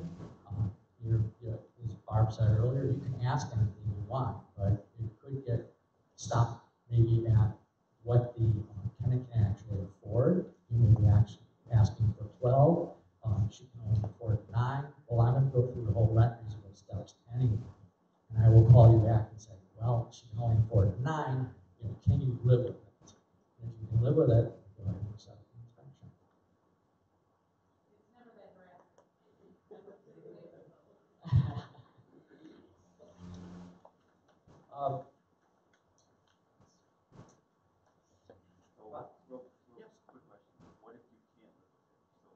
Well, you have the ability to turn us down. You know, you can just say, I just can't do it. From the time I say this doesn't work for me, till the time, like how long does that process take to having that? No, well, this is on the initial inspection. She's not even moved in. Or he or she's not even moved in. For the annual, well, that's what they want. In the annuals, what'll happen is you receive a letter saying if you want an increase, you need to send in your request for increase, by a certain date. That's a whole different process, and those come in on a daily basis because I'm usually out in the field, and I will go ahead and I probably already have information from the initial inspection. If you passed the first time, you get to ask for an increase. If you didn't pass, on the annual inspection, first annual inspection, then I can't give you an increase. That's why I want you to go ahead and pass these, and that's why it's good practice that if you can, to come out and see me and go through a couple of these inspections, and you'll see that they're very possible to pass. It's a thing that's very possible to pass. But is it tentative within the 30 days, what's the date that our lease says, hey, it's going to end within 30 days, we can't agree on something, it's a month-to-month agreement.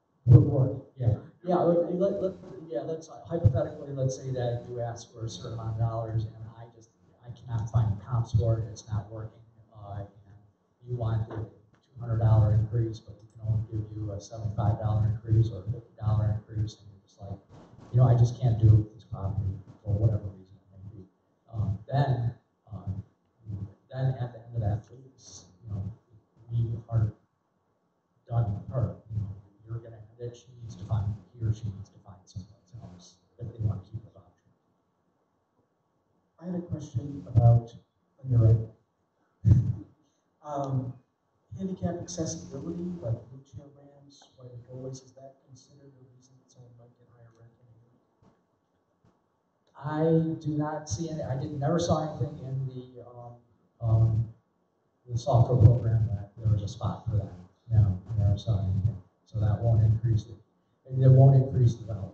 There's only so many check marks I have in regards to that rent reasonableness, and some of the landlords might get a little they'll say, why are you asking me these strange questions? And I'll tell them, it's like, I'm looking for value. I'm looking for value to help the best that I can, unfortunately. There's nothing for ramps. So I was hoping for was, is there a lease that we're required to use or anything we're required to have in or not like in the lease? You will use your own lease. And anything's acceptable? Well, I wouldn't say anything. But there's nothing specifically in your guidance? I don't recall anything. The only thing I would say is you cannot use a lease different than you would use for an unassisted person.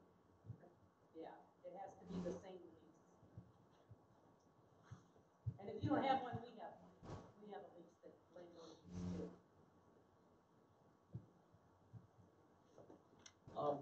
Yes. Appliances you mentioned.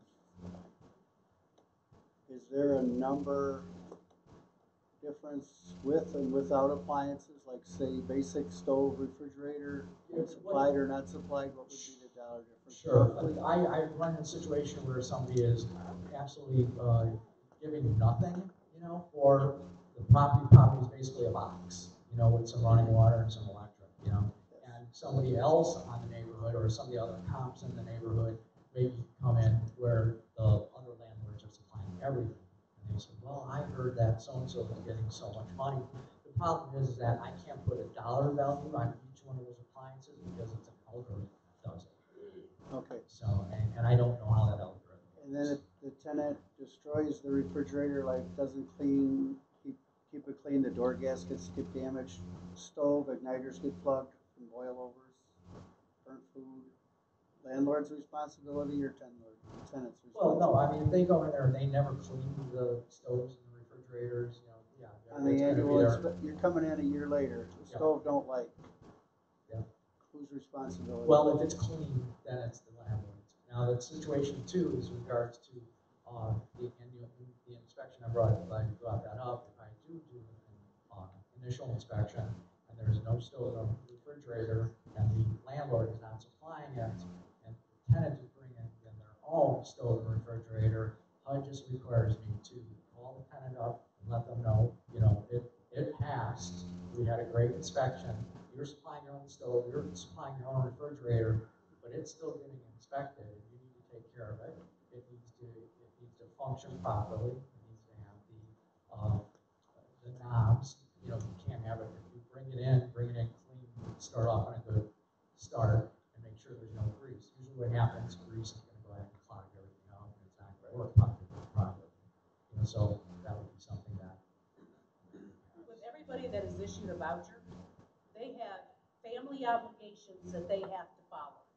Stove and refrigerators not supplied, I mean, that they aren't supplying, landlord supplies them, that's part of the termination process if they don't take care of it. You know, they sign that saying, I understand if landlord is supplying stove and refrigerators, I have to maintain it. So, you know, there's always, again, that safety net where everything doesn't fall on you. But if you go and it was not in the best shape when David did the initial inspection, he's gonna note that on the inspection, you know, so it's, we don't want everybody to think it's always the landlord's fault, because it's not. So, sorry. No, that's okay. Jump in. No, I have no problem with that. They do have family, I mean, they have family obligations and grounds for termination of assistance that they're really trying not to violate, because they don't wanna lose that voucher.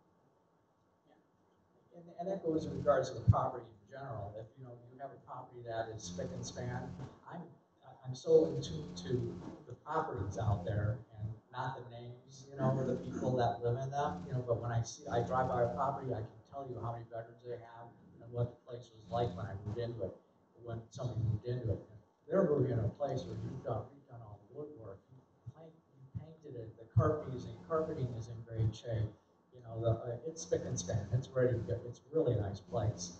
You know, I can work a lot better with that than if I walk in a place and I'm like, oh, you know, yeah, this place isn't very clean already right off the bat. You know, it's harder for me to say this definitely was the tenant's problem. Or, you know, and when I walk into a place and after I've done the initial inspection, you know, I will look at the tenants. I'll tell them this place is beautiful. I expect you to take care of it because I'll be back in 8 months and I expect you to pass.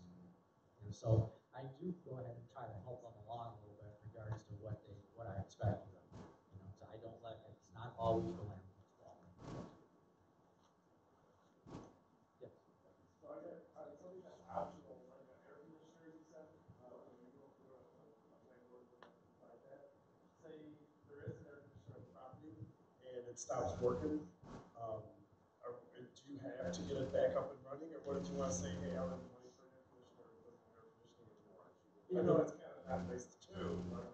If it's there during the initial inspection and it's part of your lease, it's that you're offering a central air conditioning, it needs to work when I come back for the inspection. You know. Yes, you do.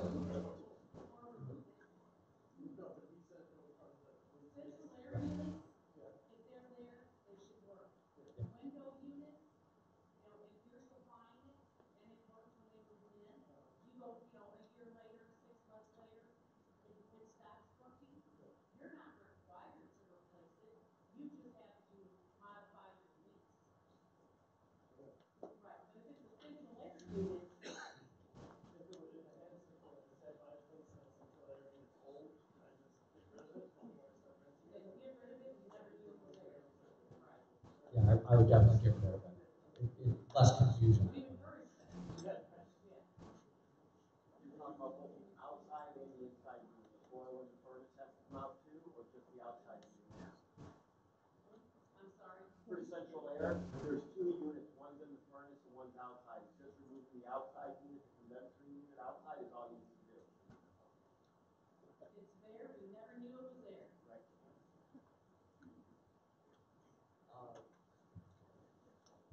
I also went ahead and I gave you a handout in regards to listing. One of the other questions was how do we go ahead and get these places, you know, rented? Bob, you didn't cover that, did you? No. No.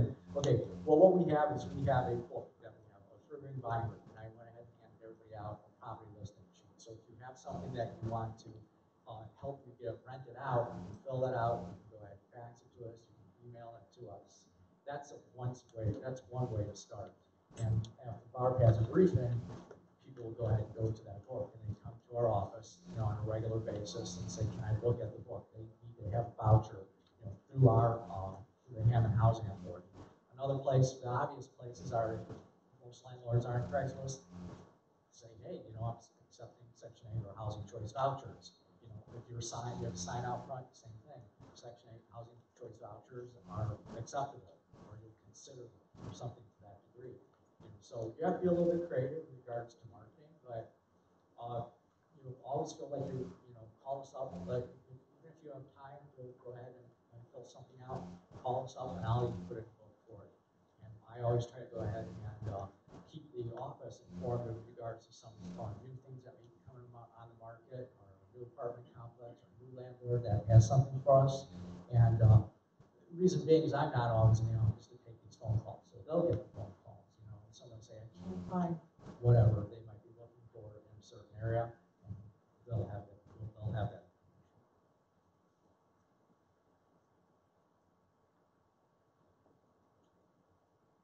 And I think I covered just about everything Adrian wanted to cover. Are you the only inspector, Dave? I'm the only inspector. Wow, you have a big job. I do. That's why I move pretty quickly. So it I'm a little bit jumbled here in some of these screens. That's why I move pretty quickly. And if you come out and see me, I don't have time to waste, because for every inspection I do, I have more paperwork back in the office. I'm going to go ahead and have to put it. I'm going to have to put it in the computer, and then I'm going to have to go down the hallway, and contracts is going to go out. I don't do that. My name is on the contract, but I don't send the contracts out. And I'm also sending you out letters. I'm sending you out all the inspection letters. So you will get inspection letters from me saying when I'm showing up.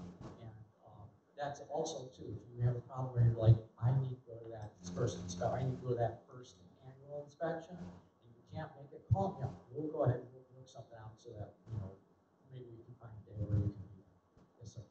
How many people do you have looking for this type of housing on any given day or week? Is like, do you have a large group? I really don't know, because the phones ring, you know, and also people are coming to the office, and I am mostly out in the field. You know, definitely all morning out in the field. So I really don't know how much, you know, how many people do we have on a daily basis looking for houses? I think what he means is. Very good. And I'm just saying, I'm not in the office, so I don't know how many people are, you know, knocking on the door or calling.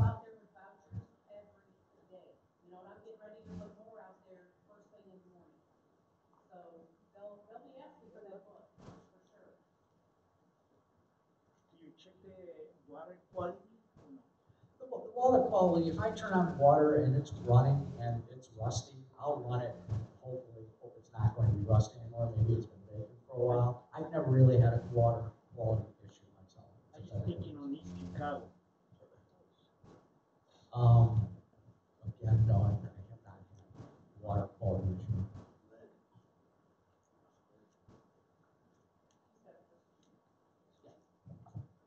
You mentioned the board. Now, if I have a property that I'm looking to rent Section 8, can I send you something and get it on the board at the office? Well, it's just a 3-ring binder that we handed out some listing sheets. You should have gotten one of them. I believe that I did have one for your side over there. It says property listing sheet. You can fill that out and you can email it, fax it to us, or you can give it to us tonight.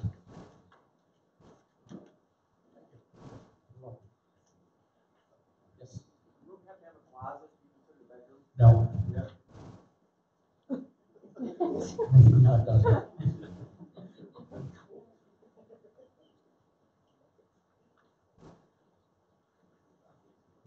So, I think that's about Barb. Do you have anything you want to add? No, I just want to say thank you to everybody for listening to us. I know it's a lot of information, and you know, it was fairly quickly, even though it may not seem like it. But if you have questions, please call me, extension 317. I am more than happy, you know, you can come in, I can show you exactly what it's about. I am open to whatever that you need to be a part of our program. And we do thank you for the invitation. And we ran short on some of the flyers or handouts. So see us afterwards. They're making some extra copies, and we're more happy to get them to you. I'll stick around until they kick us out of here if you have any questions. Dave, what was your number again? I'm extension 318. 3265? Yes. 318. I may have missed it because I was trying to get it out of the room, but let's say we're buying a property that has a Section 8 tenant that's in both of these. What's the easiest way to transition that with you guys?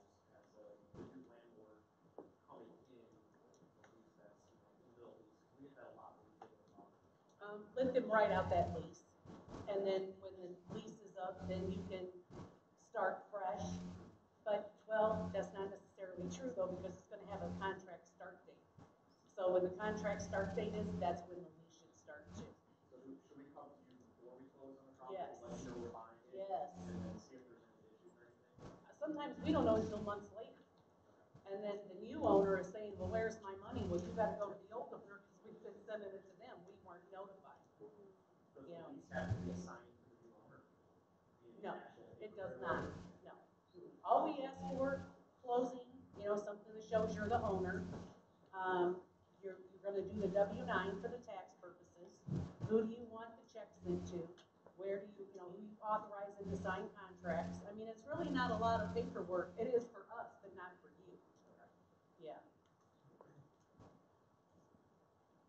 So yeah, if we didn't answer a question, please call me, extension 317. I am more than happy to answer them for you. Again, thank you so much.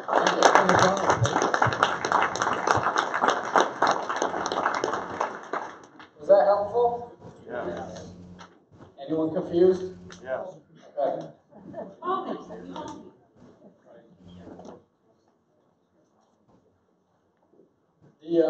One of the benefits, I was talking with my property manager before this, is because so many landlords don't accept Section 8 rentals, the inventory for tenants that have that voucher is very, very small compared to the regular inventory.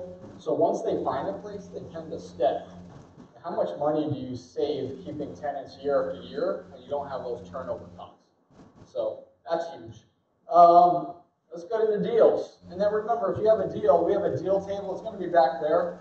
We're actually going to probably rotate this room next month 90 degrees. But we'll have a table. John will point you to it. If you have a deal, a wholesale deal, if you're an agent and you have an investor-friendly deal, you have private deals. Here's the only catch. If you're wholesaling a property, you have to have it under contract or own it, not, hey, I think I have this one coming up. That's not a deal. So we're not allowed to kind of have the property? No, I have lots of those that never materialize. I got a bunch of those. Yeah, I've got 4589 Hayes Street in Gary. It's Cal Township. 4-bedroom, 2-bath, ready to live in. Comes with an extra house. We're asking $59,900. Oh, shoot, I got one more. Go ahead. I kind of own this one too. I own it, don't worry. It's 15515 Grant Street in Crown Point, 4-bedroom, 2-bath. Comes with an acre, horse barn. It needs a lot of stuff, and we're asking $69,000 on that one. Thanks, John. I have a totally turnkey, ready to have a tenant move in house in Highland. I'm asking 129. You should get about $1,100 a month in rent. I'll put some flyers. Craig? Craig always has stuff. That guy has like 4 jobs. I got a property in Gary, and it's 7,000.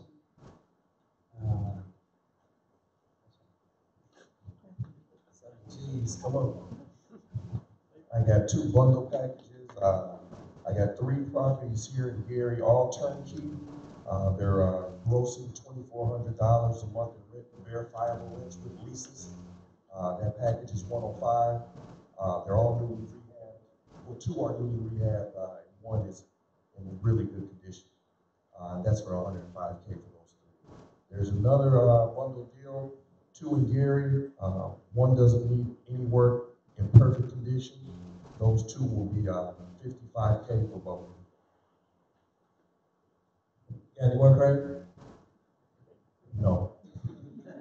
Anyone else? Deals. Deals. That's NWI has a couple deals. Oh, wait a minute, hold And hopefully if you have deals, you also brought business cards. Hi, my name is Naomi, and we have a house in, an apartment building in Chicago. It's 10 units, 6 units, 10 apartments, 10 beds, split 6 units, 6 baths. It's 4606, 4508 Lagoon Avenue, East Chicago. It's for $82,900, and it comes with 2 PIN numbers as well. If you guys have any other further questions, you can definitely contact my dad. We'll leave some flyers in the back if you guys are interested or considering pursuing this. What was the price? $82,900. Thank you. Magoo, East Chicago. Okay, it's not a deal, it's a need, so that's okay. That's okay. Okay, so, Maybe, it depends. oh, no, I'm looking, or our, property management company and us are looking for a leasing agent, to help fill our rental units and also some of our seller finance properties. So if you guys know anybody, come talk to myself, Dan, if you raise your hand, or Greg back over there. And then also, what was the other thing I was gonna ask about when talking about? Yes, if any of you guys have any teenagers that you want to put to work instead of playing video games, we're looking for some people to help put some signage out in Gary. I'm gonna take a date and get it all done. We're gonna pay a little bit. So come see me or any of us after. Fantastic. Anybody else? All right, Invest NWI, 600 Woodlawn Avenue, Porter, 3-bedroom, 2-bath, 1,600 square foot ranch. 64,950 is the asking. It's due on Wednesday at noon. 1709 West 97th Avenue, Crown Point, 4-bedroom, 2-bath, 2,200 square feet, bi-level, due tomorrow. We're asking $134,950. It's been a lot of activity on that house, by the way. So call me if you want to see it first thing in the morning. I'm willing to take you guys out starting at 6 a.m. And then finally, 6717 Ridgeland Avenue. This is going to come out tomorrow. This is a pre-sale right here. Hammond, 2-bedroom, 1-bath, 720 square feet. Ranch has a really nice value add opportunity in the attic space for a bedroom and a bath. Asking $49,950. I see Weldon eyeing me, so we'll talk about that. What do you call? Anyone else have anything? Anyone have money, need money? Awesome. Plenty of people here that have both and need both. All right, next month, tax day. That would be fun. A lot of folks may be a little bit depressed for next month's meeting. We have Ralph Flores. He's one of our vendors for the group. He does insurance. And he's going to come in and talk about the ins and outs of insurance. I know a lot of folks, when they're selecting their insurance, they have no clue if they should get replacement costs or cash value, what the difference is, how big of a deductible they should have. Most of you guys probably have no clue what your insurance does and doesn't cover. A lot of you have, I talk to folks all the time, they have rentals and they don't have replacement income if the place burns down. You know, and it takes 6 months to rehab, if you don't have the replacement income, that's 6 months you're out without rent. So he's going to talk about all of that, clear up a lot of misconceptions with that. And then the following month, we're going to talk about how to find off-market deals. Just like Mark's today, that was something that wasn't listed, and he went and knocked on the door and found it. So we're going to be back in this room for the rest of the year. Same time, third Monday of the month. If you have any questions, email us, find us on Facebook. If you're not part of the Facebook group, go ahead and ask to gain permission in that group. If you are a member, over the next couple of weeks, we're going to add you to the private Facebook page as well. That way, if you can't make the meeting, you can watch it live as we're streaming it there. If you have any questions about being a member, you can ask me. You can catch up with Morgan. She'll get you signed up for all of that. Thanks for coming. We have the room for about another hour. If you can just throw your trash away, plenty of time to network with everyone else.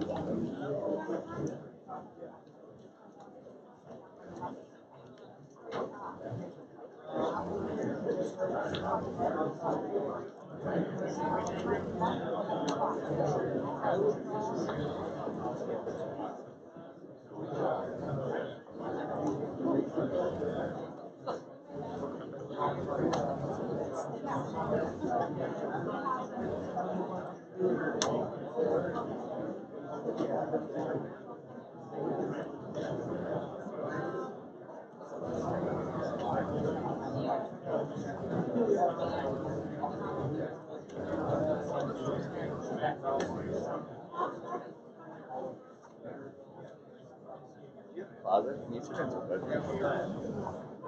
What do you say?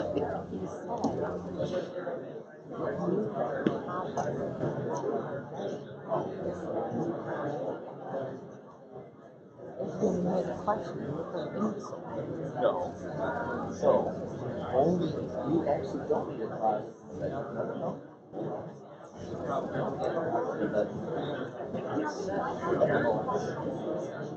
No building inspector requires a